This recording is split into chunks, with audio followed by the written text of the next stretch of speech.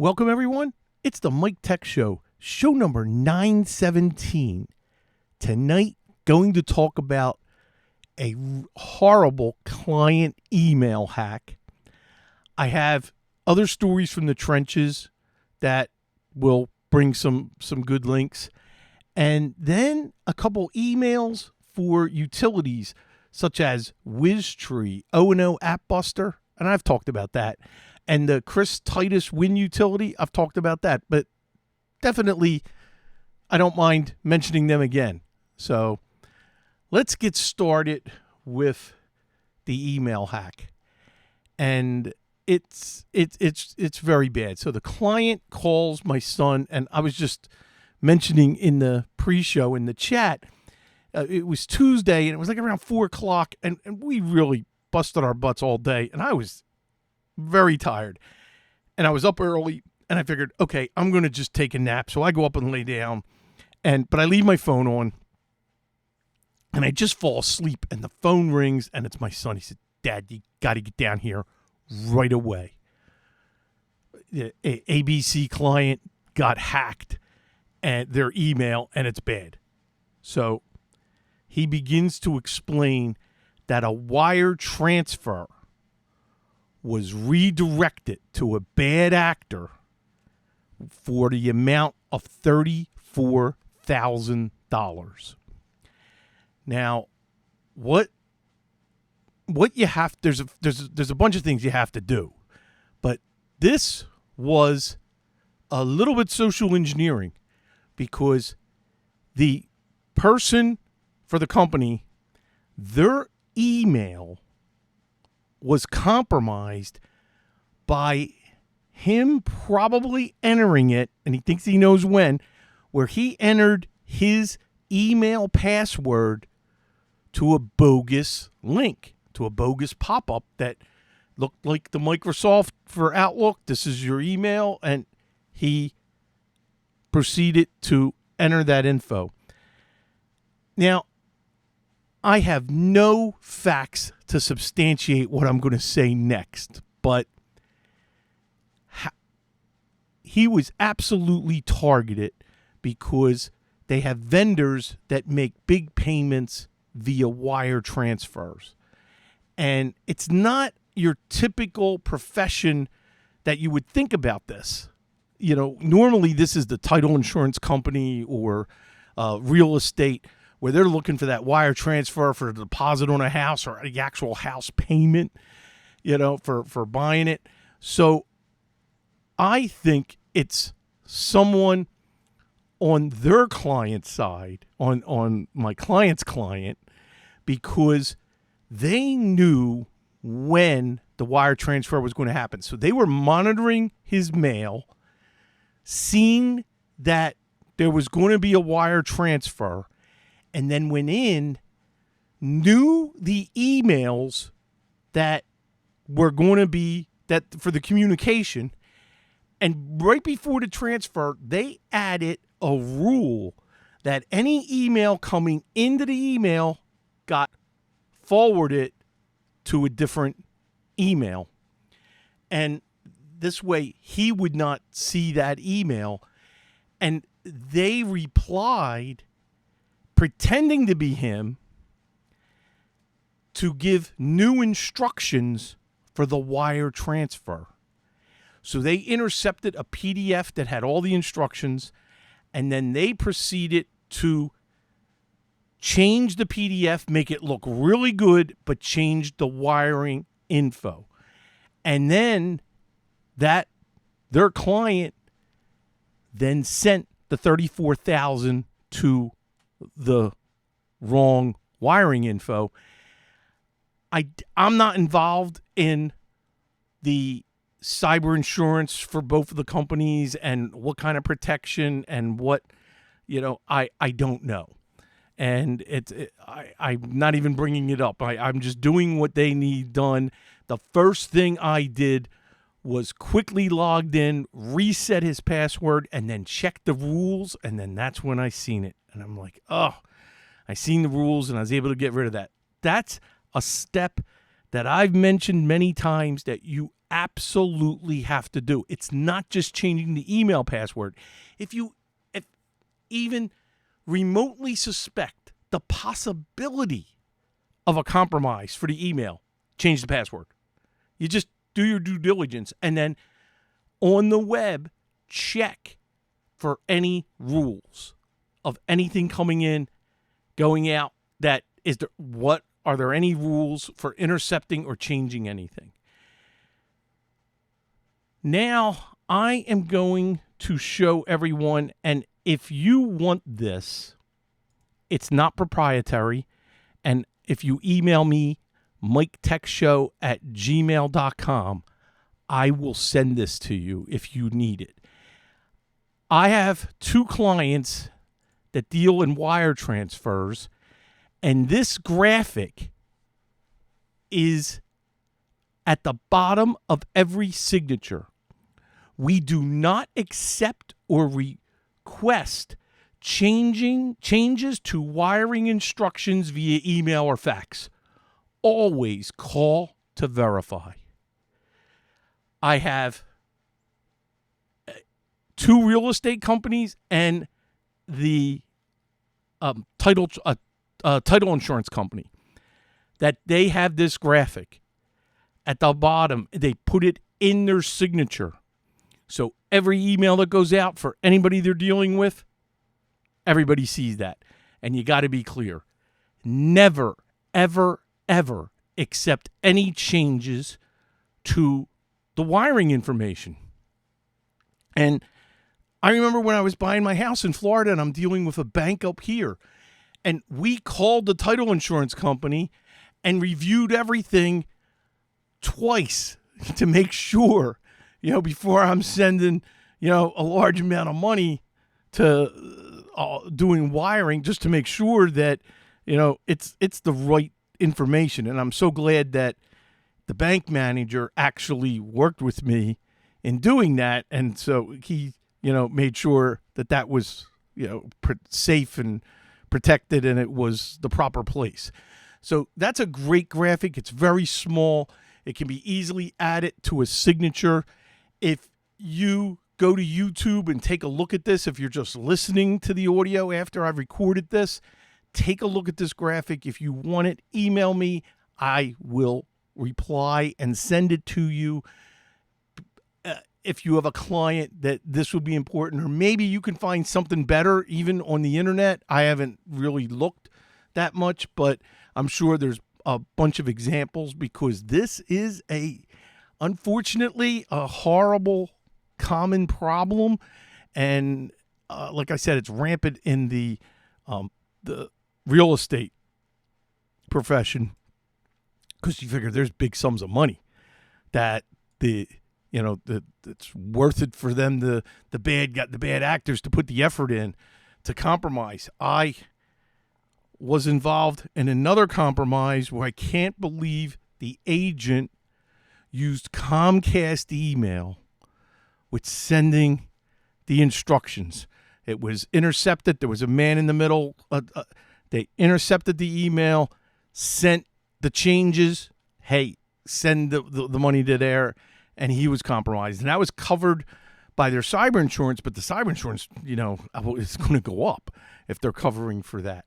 So that was another thing where, technically it's not being sent secure. That's another thing. These emails have to be sent from a secure portal. You got to use something like Proofpoint. Or if you're Microsoft, it's got to be the E3, at least for the encryption. So you can send any kind of information like this, needs to be sent encrypted. So that'll be a big help. So this is Dexter. Great question. Does MFA it does, but not really.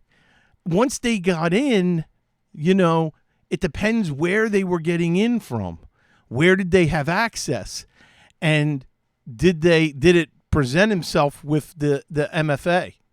So that does help, but I don't think it completely guarantees the safety of the email. So just that's why I think when things like that and those amounts, and they knew the exact moment, my spidey sense says inside job, not with my client, but their client, that knew they were sending the money. All right. That's my first story. Now, a happier second story. My client, I reached out and said, Mike, and she's retired. So this was a big client of mine where from years ago that she retired. I take care of, her home systems are backed up with Magnus Box, and there was it was I still do support. It's just not as much. And she has gotten a notification from Verizon her bill is going up again. And she doesn't watch a lot of TV, but she's getting crushed with a very large Verizon bill. She has the internet and just 2 TVs. And I said, you need to go completely streaming. Send me a list of all of the channels that you need. And so I'm going to demonstrate, and the first link for tonight is how to stream local TV channels. And this is legitimate sources. I know there's a lot of questionable places that you can do this with apps that, let's say, are from the gray market or very questionable. I'm not covering them right now. So these are legitimate streaming services that have the licensing to send you the channels where they have agreements with. And so the first link, let me show you. This is Money Talks News. And when you go here, there's going to be a couple pop-ups you're just going to have to kill, to get to the detail. And what we're going to do is get down to where a summary of the services. So you have YouTube TV, which is what their pick is. I actually use YouTube TV. My whole family does.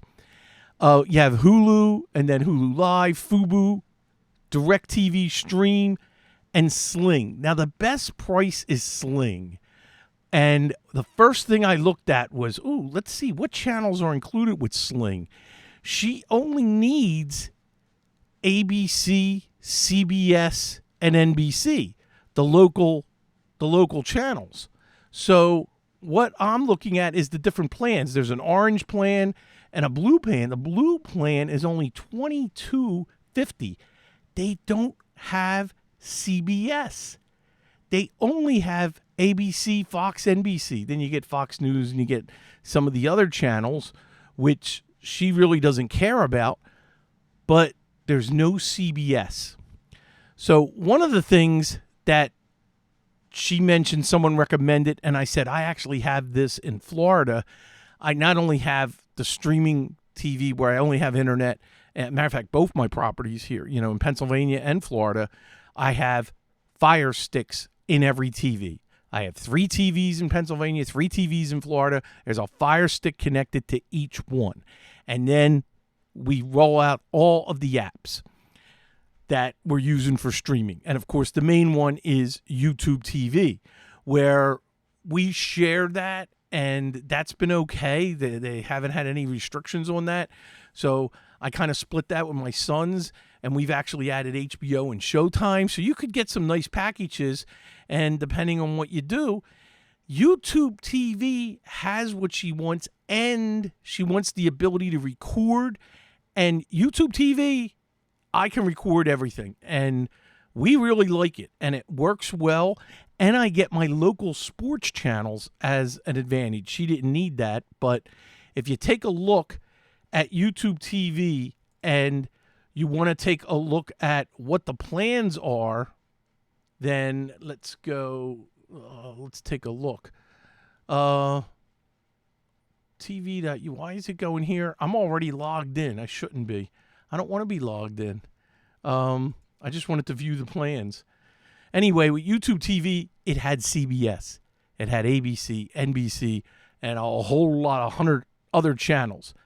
But it's $64. It says $72 here on the list, but when you drill down, it's $64 a month. So you have to weigh that based on what streaming services you have to have, like Apple TV, or if you have to have Netflix, and then also investigate. This is, to really cut the cord for your cable, and I know so many people have done this, and I did this a few at least 4 years ago, maybe a little longer, and you take a look at your streaming services that you have to have, and then you add that up, and you got to see, well, what was that worth it versus what your cable company you were dealing with. But remember, you still have to have the streaming services. Like, no matter what you have for cable, you're still going to pay for Netflix. You're going to pay for Apple TV, Paramount Plus. I need that because of my Star Trek addiction. And then, like, my oldest son, his family, they're big Star Wars family, so they got to have Disney Plus. So depending on your likes, you're going to subscribe to certain services, and there's just so many. As a matter of fact, I have to add up everything, and then the ones we're sharing and take another look. But I bet you I'm paying just under $100 a month, but that was still way better.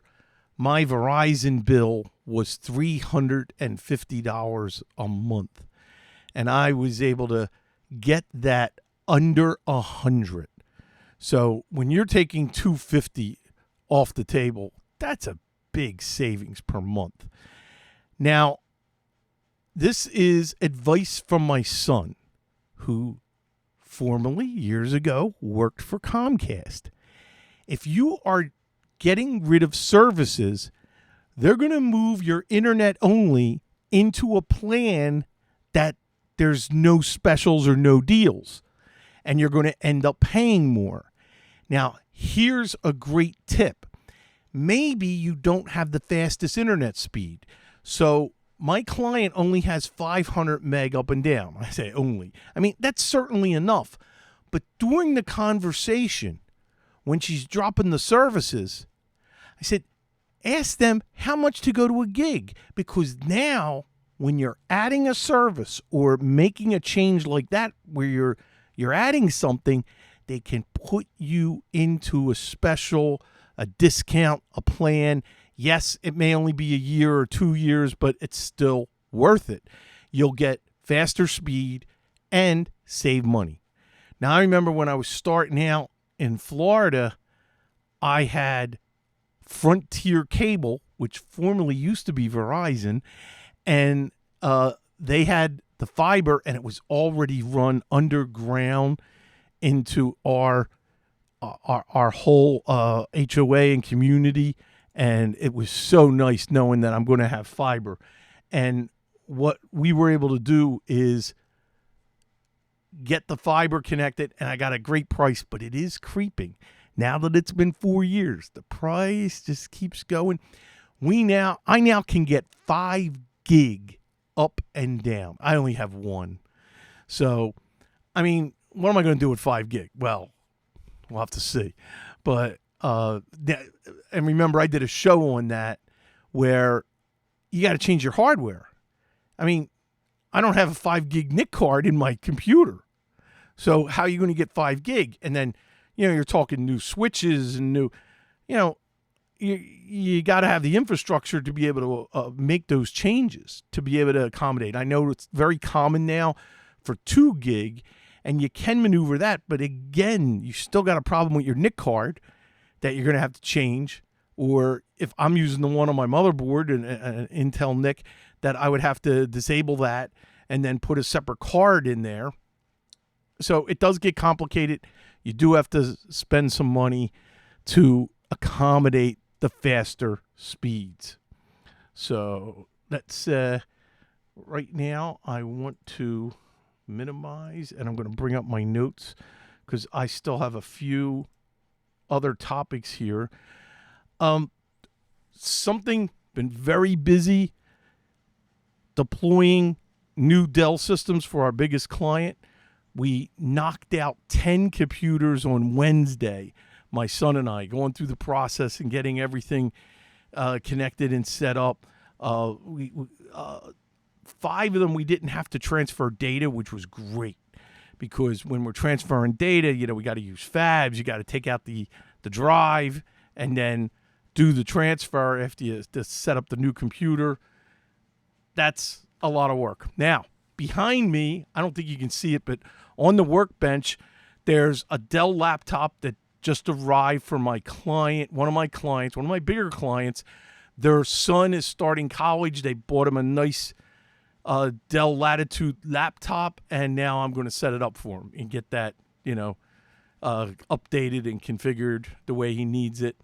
Then I have a new Synology and drives. Remember when I was talking about recovering the files from a dead D-Link NAS? Well, client ordered a Synology through me. The drives and the diskless device 2-bay just arrived today. So over the weekend, I will configure it, and then I'll take all the data that I recovered and then add that to the Synology, and then my son can take it out there, schedule something later in the week, next week, and get it all set up just like they had before this, their device died. That's Synology 1. 2 separate Synologies. A videographer I had a conference call with that's in the same B&I chapter as my son. We had a great conversation about transferring from his SD card from the camera to the external drives that stores all the video, and we're talking 2 terabyte files sometimes. So he has 21 terabytes external, but it's very old. And so I started talking to him about, better connectivity and using a Synology NAS. And then something I discovered where they only still have like USB 3. Why has Synology not added a USB-C port or even a Thunderbolt port? Why have they not done that? Because that's going to be your best transfer by plugging in externally, then to the local drives, just be able to browse into the NAS and perform the transfer. That's the fastest way of doing it. So I'm surprised Synology hasn't done that, because you don't want to limit yourself to Ethernet. You want to be faster than that. So that was just something I noticed. And at least on the, let's say, the small office individual NASs, not big production business, we're talking, 4-drive NASs. I mean, they should really think about that. And I've seen a lot of things in the forums that a lot of people have the same question. Why aren't they supporting the NAS to a USB-C and having more ports supported on the back of the NAS? So that would be helpful. And then another client who's a financial advisor, they need a place to safely scan that's secure, because remember, you can invoke encryption on the Synology from a scanning standpoint before they then process that info. And we discussed the possibility of a NAS. They're going to get back to me. So it's just interesting this week, purchasing one and then conversations with 2 other clients. So good to see that. All right. I am going to, there's only a couple emails, and they are from the same person, who has a website that I am going to share and talk about in a second. So let me bring that up, and let's go to the websites. And the first utility is WizTree. Now, I talked about tree size, and AY, his name, and his website is Pup on Tech. So I'm going to show that in a second. I downloaded and ran it, and it does look a lot like the. Let's go to downloads here for a second. This is my test system. Oh, and it was portable, which I was really glad that you could download a portable drive for the WizTree. So let's run the 64-bit. And then simple interface, very, very simple. Just scan my local drive, and you can see what's taking up all of the space, and it's mostly Windows. Because as you see, it's pretty low usage for everything else. Now, I know you have these pictures, and that's kind of cool at the bottom. I don't know. They don't do anything for me. And you can see the different colors that represent the biggest size, and you can see where they're located in what sectors. If you like that, this is really cool, but it works almost exactly the same as tree size. So a good utility, and I really appreciate that. Thank you. Also, two other utilities, and I have absolutely demonstrated this. O&O AppBuster is great for tweaking your operating system, and very, very cool. It's free, works for Windows 10 and Windows 11. You can uninstall apps pre-installed by Microsoft, remove, there's a whole bunch of utilities. Reinstall accidentally deleted apps, undo changes. There's a portable version. It's free for private users, so I don't think you can use this for any formal businesses. Definitely educational purposes. O&O AppBuster, absolutely take a look at that. I was going to demonstrate, and I was like, nah, let me just put the links and we'll go through this because you can play with it. I have demonstrated this a couple times. This is Chris Titus Tech, his Win utility, which you can customize everything you want to install. You can check a lot of things, browsers, communications, documents, sort of like 9.9 on steroids. Development, Microsoft tools, multimedia tools. Here's the Pro Tools, utilities. There's just an endless assortment. Then you got tweaks. Then you got config, updates. There is a lot going on here with this utility. I know some of my peers who have consulting companies rely on this and use this. So definitely a big thumbs up. Now, I'm going to give you a link, and all of these are going to be in the show notes, all of these links. Here's one, which is, this is Pup on Tech's website, and this is Tech Rex, RECCS, and what he has is Windows, Android, sites, extensions, websites. He has a lot going on here with lots of great links, and he's a regular listener of the show, and always, there might be things that I've mentioned and things that he's found, and here's a, View, Macrium server, create bootable images, based on backups on a schedule. Lots of things we've talked about, lots of things I've never even got to. So as I'm going through this, here's the Win Aereo tweaker, which I talked about a couple weeks ago. Give this a shot. pupontech.com, Tech Rex. I am putting it in the chat, and add that to your bookmarks. This is a great little resource, and I thank you very much for sending that and suggesting, and I had no problem with mentioning that. And I didn't even read his email, and I really should have. If allowed, I would like to shout out my site, which also has many app and tool recommendations under my Tech Rex section.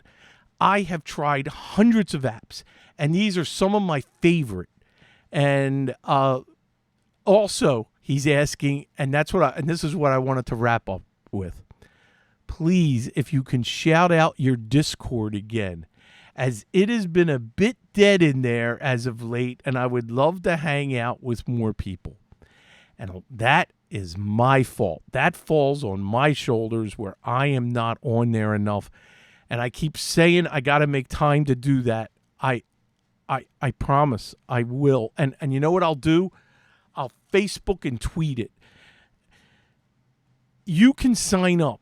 And we had a lot of people signing up in the beginning. And Discord is a free place to have your forums. And a lot of gamers use theirs, but ours, it's private, just for Mike Tech Show listeners, and it's easy to sign up. It's free.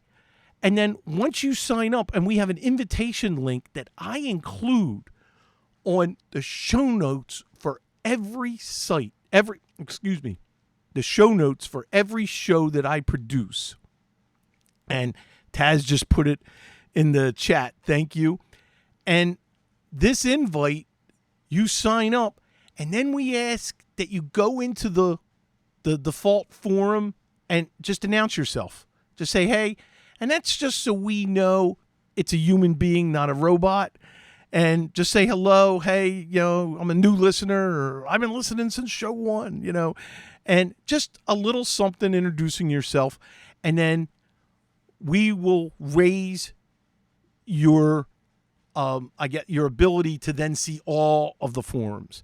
And we got hardware, software, schedules, my schedule. It's everything you want, Mike Tech Show. And don't forget, MikeTechShow.com. That's where you get all these links. So please, I promise I will spend some time in there. And Taz is laughing. Yeah, Mike, I've heard that before. No, I really want to spend time. Because it's such a great resource that we don't want to go away, and it's a great place. I found some gems for recommendations in there, so I definitely want to jump in there more, and it's a way that just another place where we can interact together. So thank you, and thank you, for mentioning that. I truly appreciate it.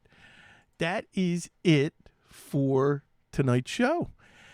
Everybody stay dry. Boy, I'm under a deluge of rain. It's just been horrible as the Debbie tropical storm as it cuts through the Northeast now. And my house survived in Florida. And then now it's making its way, its path of destruction, and we're starting to feel some of the rain bands now. And just, everybody stay safe, and hopefully you're going to be okay. Don't forget, email me, MikeTechShow@gmail.com. Stay subscribed to the show. And I have the YouTube link, which is Michael Smith MTS. So thank you, and hope to see you next week. Same time, same channel. Bye-bye.